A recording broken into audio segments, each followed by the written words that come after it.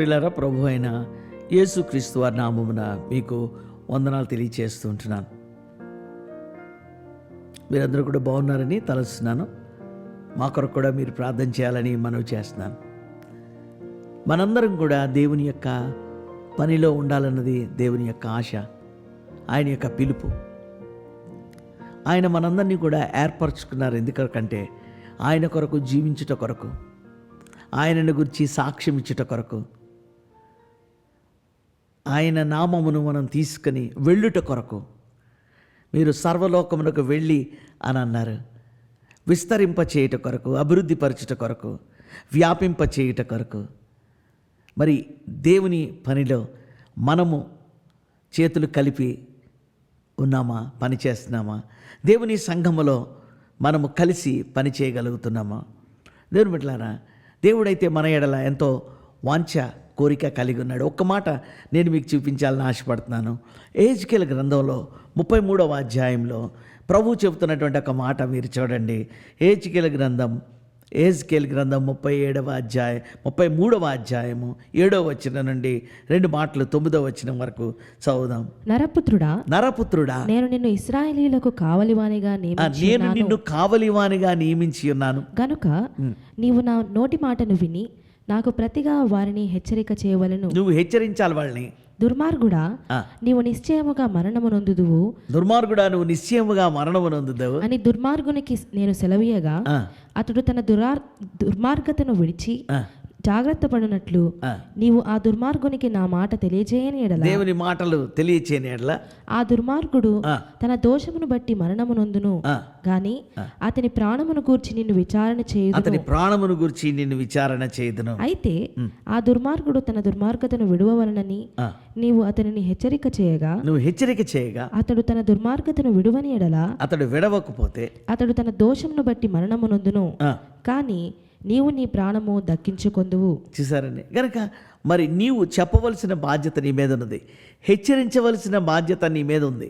హెచ్చరిక నువ్వు చేయాలి. ఎందుకంటే మరి చెడ్డవాడు లేక దుర్మార్గుడు తన దుర్మార్గతను బట్టి నశించిపోవడం నాకు ఇష్టం లేదు. కానీ నీవు చెప్పినప్పుడు అతడు మారితే, నువ్వు చెప్పినప్పుడు అతడు మనసు తిప్పుకుంటే అతడు ఆశీర్వదింపబడతాడు. నువ్వు అలా చెప్పకపోతే తన పాపమును బట్టి అతడు నశించిపోయినప్పుడు నువ్వెందుకు చెప్పలేదు అని నేను నిన్ను అడుగుతాను. ఎందుకంటే నేను నిన్ను పిలిచాను, నేను నిన్ను కావలివానిగా పెట్టాను. నా ప్రతినిధిగా నీవు సంఘములో ఉన్నావు, నా ప్రతినిధిగా నీవు ఈ లోకములో ఉన్నావు, నా బిడ్డవు నువ్వు అని ప్రభువు మరి నరపుత్రుడా అని చెప్తున్నట్టుగా మనం చూస్తూ ఉంటున్నాం ప్రియులారా. కనుక we are God's representatives. We are the agents of the kingdom of God. We must go and we must proclaim the good news.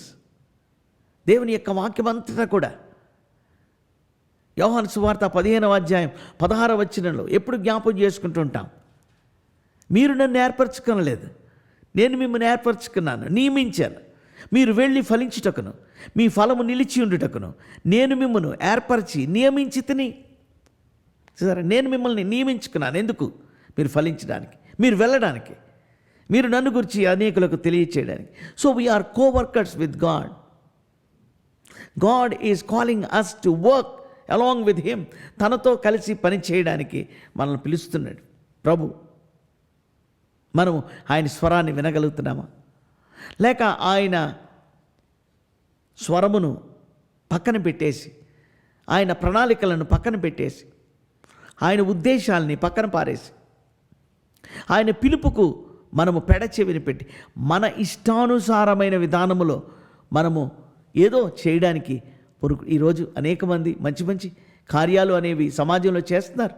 No doubt they are useful, but more than that useful work, important work, దేవుని యొక్క పని ప్రాముఖ్యమైనది, అతి ప్రాముఖ్యమైనది.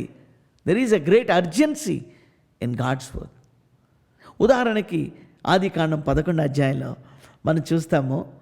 దేవుడు అన్నాడు, మీరు భూమిని నిండించండి, విస్తరింప చేయండి. మీ పిల్లలు మీరందరూ కూడా విస్తరించండి, మీరు వెళ్ళండి, భూమిని నిండించండి, ఫలించండి, అభివృద్ధి పొందండి.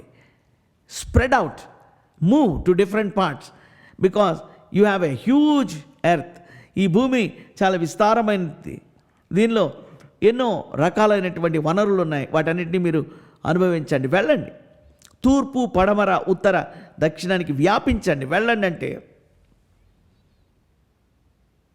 వారేమన్నారంటే, మనము దేవుడు చెప్పినట్టుగా తూర్పు, పడమర, ఉత్తర, దక్షిణానికి వెళ్ళిపోవద్దు, అందరము విడిపోయి ఎక్కడోళ్ళం అక్కడ అయిపోతాం.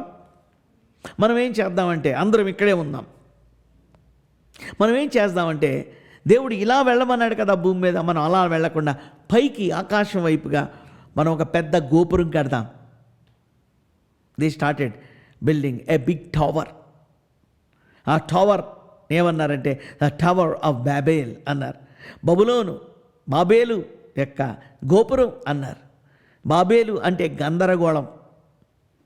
దేవుని మాట విననందువలన, దేవుని మాటకు లోబడనందున, దేవుడు చెప్పినట్టు ఆ ప్రణాళికను బట్టి వాడు చేయక వారి సొంత విధానములో నష్టాన్ని కొని తెచ్చుకుంటున్నప్పుడు, కష్టాలను కొని తెచ్చుకుంటున్నప్పుడు, పనిని పాడు చేసేటటువంటి విధానాలు వారు అవలంబిస్తున్నప్పుడు దేవుడు దాన్ని కూల్చివేశాడు. అప్పుడు వాళ్ళు గందరగోళం వారి మధ్య ఏర్పడి ఒకరి భాష ఒకరికి అర్థం అవ్వకుండా, వారు ఎప్పుడైతే వారి భాషలు తారుమారైపోయాయో, ఒక భాష మాట్లాడే వాళ్ళందరూ ఒకవైపుగా వెళ్ళిపోయారు, ఒక భాష మాట్లాడే వాళ్ళంతా గుంపు ఒక గుంపు ఇంకో చోటకి, ఇంకో గుంపు, అప్పుడు వారు భూమి అంతటా చెదిరిపోయారు. దేవుడు అలాగూ తన పర్పస్ అకంప్లిష్ చేసుకున్నాడు, తన పనిని నెరవేర్చుకున్నాడు. కానీ ఆ ప్రజలు మాత్రం అవిధేయులుగానే మిగిలిపోయారు. యోనా కూడా అంతే, అవిధేయుడైన ప్రవక్తగా మిగిలిపోయాడు. దేవుడు తన పని అయితే జరిగించుకున్నాడు. దేవుని బిడ్డ, ఇది నాన్న మనం కూడా అవిధేయులుగా ఉంటున్నామా? నాన్ కోఆపరేటివ్ స్పిరిట్ మనలో ఉందా? సెల్ఫ్ రైచియస్నెస్ స్పిరిట్ మనలో ఉందా? మనము పనులలో సంఘంతో కలిసి పని చేయలేని వారుగా ఉంటున్నామా? వేరుండ గోరువాడు స్వేచ్ఛానుసారుడు అంటున్నాడు. కొంతమంది ఏదేదో చేయాలనుకుంటారు లోకంలో. సంఘములో దేవుడు చక్కని పరిచర్య ఇచ్చినప్పుడు, సంఘంలో కూడికలు జరుగుతుంటే వీరు విహారయాత్రలకు వెళ్తూ ఉంటారు. నువ్వెలాగా ఒక బిలీవర్గా పిలిపించుకుంటావు? You have no concern, you don't feel responsibility, you don't care about the work of the Lord. ఇలాంటి వైఖరి ఉన్నవాళ్ళు ఎలాగో ఆశీర్వదింపబడతారు. దేవుని బిడ్డలారా, దేవుని వాక్యంలో ఆశీర్వదింపబడిన పనివారిని గురించి కొద్దిమందిని మీకు జ్ఞాపం చేయాలని నేను ఆశపడుతూ ఉంటున్నాను. ఈ యొక్క కొద్దిమంది ఎంతో విలువైన పని వారు చేశారు. మొదటిగా మనం యోహాను సువార్త 2వ అధ్యాయం, మనందరికీ బాగా తెలిసిన ప్యాసేజ్ ఇది, వాక్య భాగము. దయచేసి మనం చూద్దాం. యోహాను సువార్త 2వ అధ్యాయము మనం చూసినట్లయితే కొన్ని మాటలు మనం చదువుదాం. చదవండమ్మా. 3వ దినమున గలిలయలోని కానా అను ఊరిలో ఒక వివాహము జరిగెను. యేసు తల్లి అక్కడ ఉండెను. యేసును ఆయన శిష్యులను ఆ వివాహమునకు పిలువబడిరి. ఆ వివాహంలో యేసు ఆయన శిష్యులు కూడా ఉన్నారు. ద్రాక్షారసం అయిపోయింది. యేసు తల్లి వారికి ద్రాక్షారసము లేదని ఆయనతో చెప్పగా, యేసు ఆమెతో, అమ్మా, నాతో నీకేమి పని? నా సమయం ఇంకనూ రాలేదనెను. ఆయన తల్లి పరిచారకులను చూచి, ఆయన మీతో చెప్పునది చేయుడనెను. యూదుల శుద్ధీకరణ ఆచార ప్రకారము 2-3 తూములు పట్టు 6 రాతి బాణలు అక్కడ ఉంచబడి ఉండెను. యేసు ఆ బాణలు నీళ్లతో నింపుడని. ఈ మాటలు గమనించండి. యేసు ప్రభు వారు ఏమని చెప్పారంటే, ఆ రాతి బాణల్ని నీళ్లతో నింపండి అని పరిచారకులకు చెప్పారు. వారు వాటిని అంచుల మట్టుకు నింపిరి. చూసారండి, వారు ఆ పరిచారకులు ఆ రాతి బాణాలను అంచుల మట్టుకు నింపారు. అప్పుడు ఆయన వారితో, మీరిప్పుడు ముంచి విందు ప్రధాని వద్దకు తీసుకొని పొండని చెప్పగా, వారు తీసుకొని పోయిరి. ఆ ద్రాక్షారసము ఎక్కడ నుండి వచ్చెనో ఆ నీళ్లు ముంచి తీసుకొని పోయిన పరిచారకులకే తెలిసినది గాని విందు ప్రధానికి తెలియకపోయెను. చాలండి. గనక ఇక్కడ కానా అనేటటువంటి పెండ్లి విందులో ద్రాక్షారసం అయిపోయింది. అక్కడ లోటు ఏర్పడ్డది. ప్రభు దగ్గరికి ఆ మనవి తీసుకుని రాబడ్డది. ప్రభువారు అన్నారు, పరిచారకులతో అన్నారు, ఓ పరిచారకులారా, ఓ పనివాళ్ళలారా, ఇక్కడ ఉన్నటువంటి ఈ 6 రాతి బాణలను నీళ్లతో నింపండి అంటే ఆ పరిచారకులు ఎంతగా లోబడ్డారో, ఎంతగా మాట విన్నారో ఆ విధేయతలో నుండే ఆశీర్వాదం వచ్చిందండి. ఆ విధేయతలోనే విజయం వచ్చిందండి. మనం కూడా ముందు ఏదో చేసి విజయాలు సాధించకముందు మనము ప్రభువు మాటకు విధేయులం అవ్వాలి. దేవుని బిడ్డలారా, ఒబీడియన్స్ వీ మస్ట్ కల్టివేట్. మన జీవితాల్లో విధేయత అనే దాన్ని మనము నేర్చుకోవాల్సిన అవసరం ఉన్నది. కనుక వాళ్ళు అలాగూ లోబడి సగం సగం వాళ్ళు నింపలేదు, కానీ అంచుల మట్టుకు నింపిరి. పరిశుద్ధాత్మదేవుడు వాళ్ళ విధేయత, ఆ జెన్యూనిటీ, ఆ ఆనెస్టీ ఎంత చక్కగా రాయించాడండి. ప్రభు అది చూశారు. ఆ తరువాత అద్భుత కార్యాన్ని జరిగించారు. అయితే వాక్యం ఏం చెప్తుందంటే, ఈ నీళ్లు ద్రాక్షారసంగా ఎలా మారాయో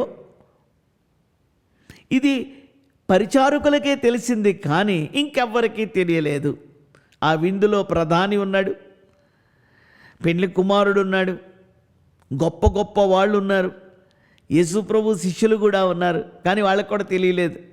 కానీ విధేయత చూపించిన పనివారికే అది తెలిసేట్టుగా దేవుడు చేశాడు, యేసయ్య చేశాడు. ఇదేనా అన్న ప్రభు మనకు నేర్పిస్తున్న పాఠం ఏంటంటే,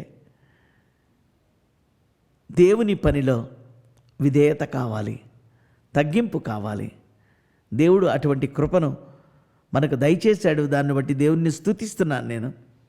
ఎంతోమంది సేవకులకు అనుగ్రహించాడు, ఎంతోమంది విశ్వాసులకు అనుగ్రహించాడు.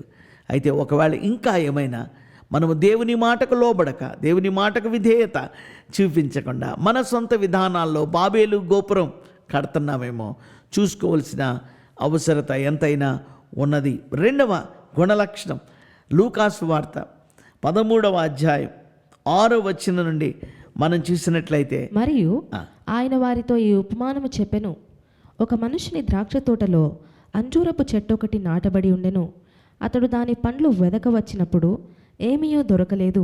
కనుక అతడు, ఇదిగో 3 ఏండ్ల నుండి నేను ఈ అంజూరపు చెట్టున పండ్లు వెదకవచ్చుచున్నాను గాని ఏమీయో దొరకలేదు. దీనిని నరికివేయుము. దీని వలన ఈ భూమియు ఏలో వ్యర్థమైపోవాలనని ద్రాక్ష తోటమాలితో చెప్పెను. అయితే వాడు, చూడండి, ద్రాక్ష తోటమాలి ఇచ్చిన రిప్లై, యజమానుడికి ఇస్తున్న రిప్లై ఎలా ఉందో చూడండి. అయితే వాడు, అయ్యా నేను దాని చుట్టూ త్రవ్వి ఎరువు వేయు మట్టుకు ఈ సంవత్సరము కూడా ఉండనిమ్ము. అది ఫలించినా సరి లేని ఎడల నరికించి వేయమని. అలాగే నువ్వు చెప్పినట్టే నరికించి వేయము, నువ్వు చెప్పినట్టే ఆ యొక్క తీర్పును జారీ చేయి అని ప్రాధాయపడుతున్న కనికరము కలిగిన తోటమాలి ఇక్కడ మన ప్రభువు అయిన యేసుక్రీస్తు వారికి సాదృశ్యంగా ఉన్నారు. దేవుని వాక్యం చెప్తుంది, తండ్రి కుడి పార్శ్వమున ఆయన ఆసీనుడై మన కొరకు ఆయన విజ్ఞాపన చేయుచున్నాడు. He is pleading on behalf of us.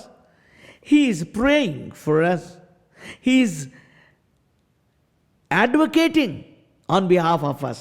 మన పక్షంగా ఆయన ఒక అడ్వకేట్గా రిప్రజెంట్ చేస్తున్నారు. ప్రభు ఈరోజు కూడా ఆయన తన ప్రాణాన్ని పెట్టడమే కాదు,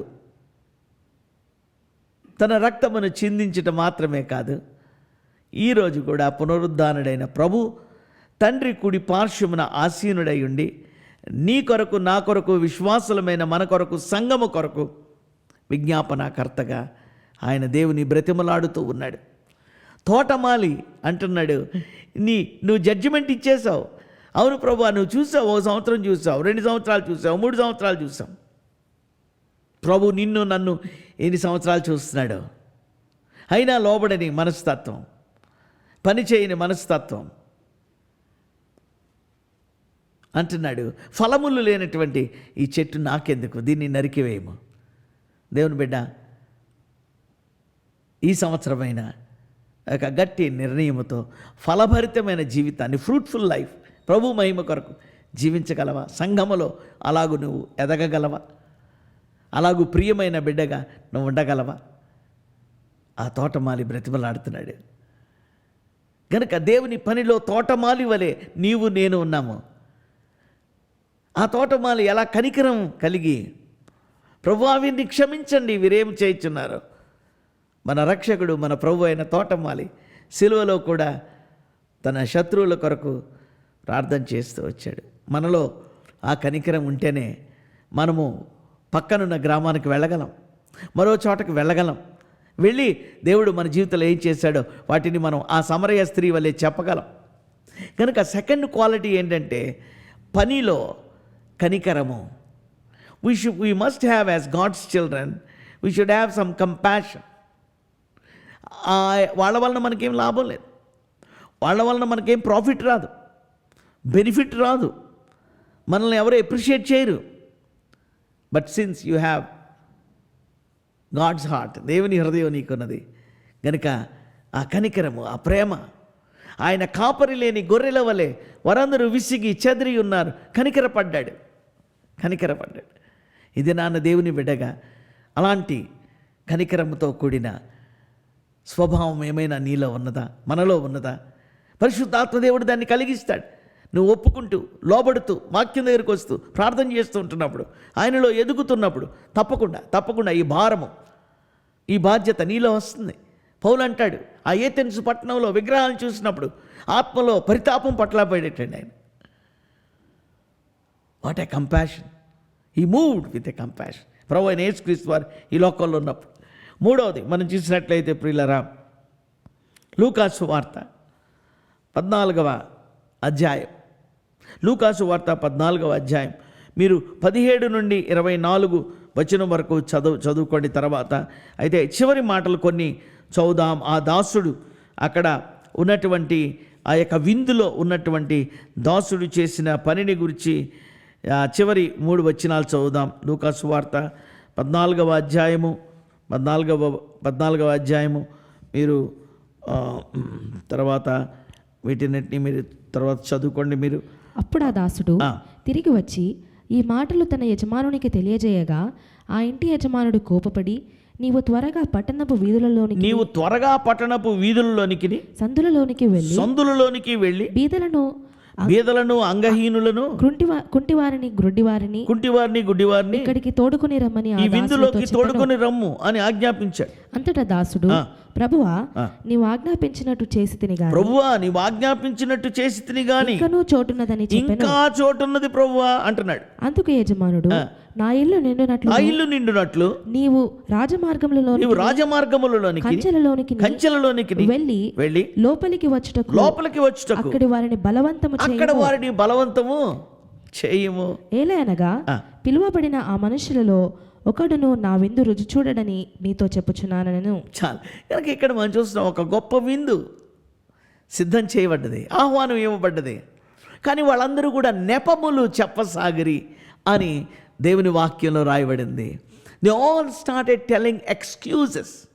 that's not a fact, but they told excuse.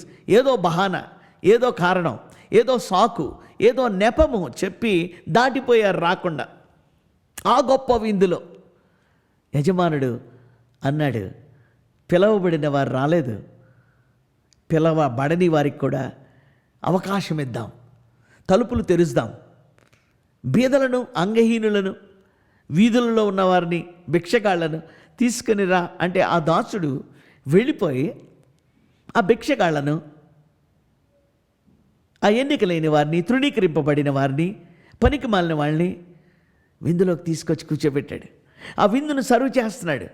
వాళ్ళందరూ భోంచేస్తున్నారు. మళ్ళీ చేతులు కట్టుకుని వెళ్ళి యజమానుడితో విసుక్కోవడం లేదు, అలాంటి పనులు చెప్పాడని సడుక్కోవడం లేదు.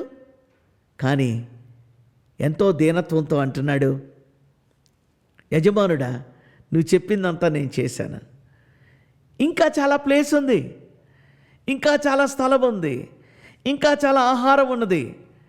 మళ్ళీ యజమానుడు చెప్తున్నాడు, అలా అయితే మళ్ళీ వెళ్ళు, గో అగైన్, కంచెల్లోనికి, వీధుల్లోనికి, రాజమార్గముల్లోనికి బలవంతము చేసి invite them, tell them, compel them to come to this feast. దేవుని బిడ్డ, ఇక్కడ పరిచారకుడు ఎంత ఫెయిత్ఫుల్గా పనిచేస్తున్నాడు చూడండి, ఎంత నమ్మకంగా పనిచేస్తున్నాడు. యజమానుడి దగ్గర నమ్మకమైన నమ్మకమైన మంచి దాసుడా అని ప్రభువు దినాన మనల్ని అంటాడు అని వాక్యంలో ఉంది కదా. ఫెయిత్ఫుల్నెస్, మా దేవుడు మనకు అప్పగించిన పనిలో, దేవుడు నీకు అప్పగించిన పనిలో నేను, మీరు, మనందరం ఏదైతే అప్పగించాడో అదే, చిన్న పని అయినా పెద్ద పని అయినా, do it constantly, continuously, faithfully. కానీ అనేక సార్లు దేవుని పనిలో, దేవుని సేవలో మనకి సంతోషంగా ఉంటే చేస్తాం, హుషారుగా ఉంటే చేస్తాం, లేకపోతే మనం ఏమీ చేయకుండా మిగిలిపోతాం. మనకు మూడు బాగోలేకపోతే మానేస్తాం. నీకు మూడు బాగున్నా బాగోకపోయినా, నీకు పరిస్థితులన్నీ సరిగా ఉన్నా ఉండకపోయినా, ఈ సువార్త పరిచర్య నాకు అప్పగింపబడ్డది, నేను దేవుని యొక్క గృహ నిర్వాహకుడిగా ఉన్నాను. I must do it day in and day out.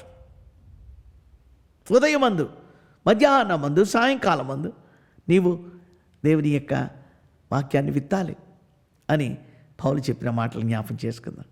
కనుక ఈ విందులో ఈ యొక్క పనివాడు ఎంతో ప్రాధాన్యత సంతరించుకుంటున్నాడు. అతని జాబ్, అతని పని ఎంతో మరి ఇంపార్టెంట్ వర్క్లా కనబడుతుంది. ఆయన అనేకులను ఆ విందులోనికి తీసుకొచ్చాడు. పరలోక రాజ్యంలోనికి కూడా నీవు, నేను, మనము యేసుక్రీస్తు ప్రభువారి యొక్క ప్రతినిధులుగా ఇలాగ దాసుడు చేసినట్టుగా పని చేయవలసిన అవసరం ఉన్నది. అందులో నమ్మకత్వం ఉంది. Faithfulness is there. 4వదిగా మనం చూస్తే మార్కు సువార్త 12వ అధ్యాయంలో అన్యాయస్తులైనటువంటి కాపులు ఇక్కడ ఉన్నారని ప్రభు చెబుతున్నట్టుగా మనం చూస్తున్నాం.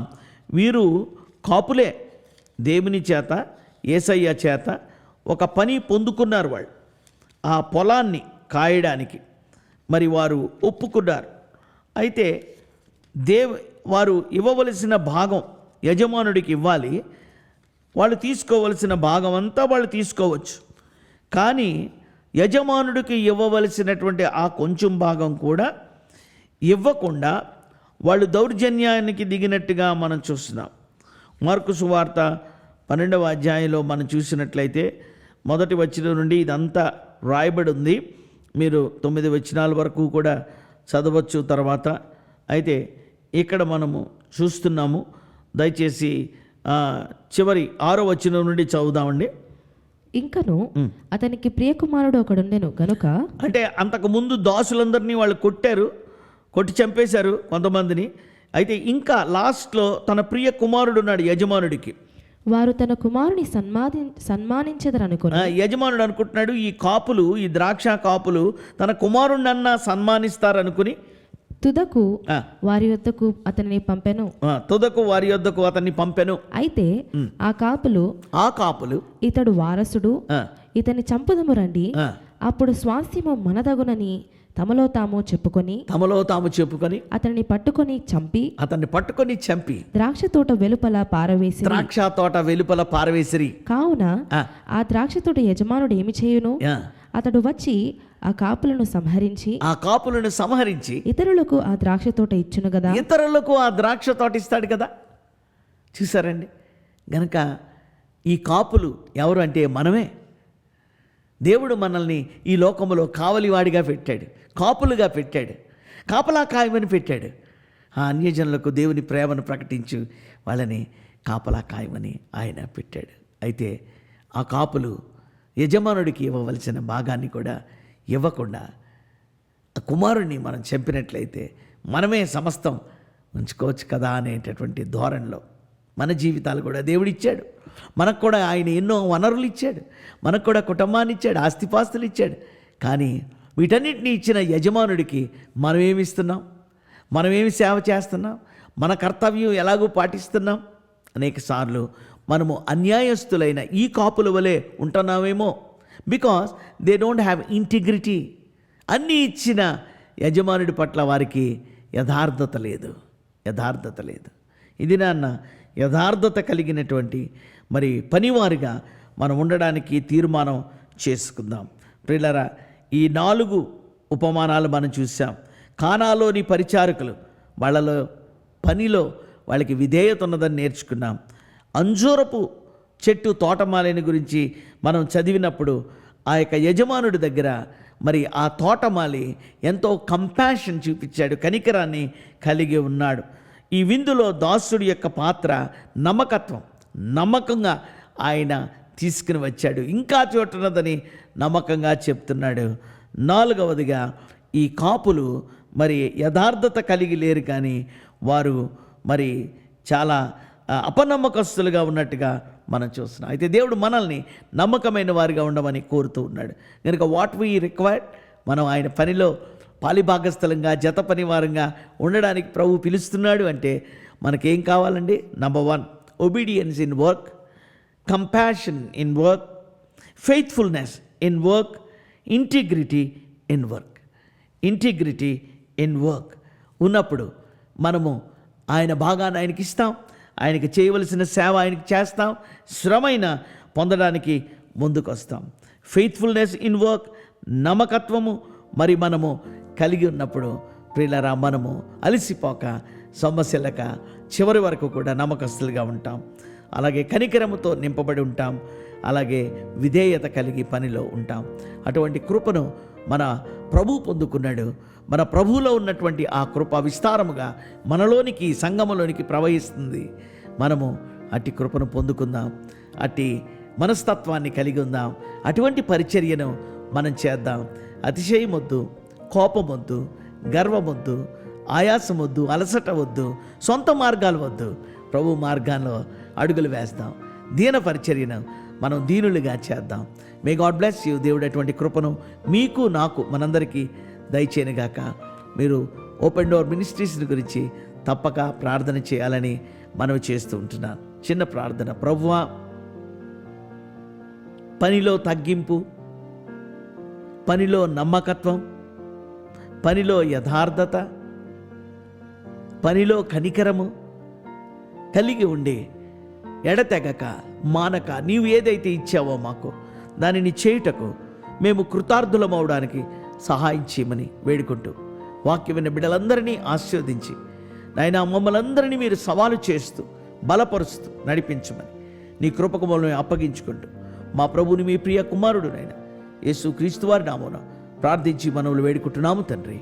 ఆమేన్. మన తండ్రి అయిన దేవుని ప్రేమ, ప్రభు అయిన యేసు క్రీస్తు వారి కృప, పరిశుద్ధాత్మ దేవుని అన్యోన్య సహవాసం ఇప్పుడు ఎల్లప్పుడు సదాకాలం మనందరికీ తోడుగా ఉండి నడిపించునుగాక. Amen. Amen. God bless you.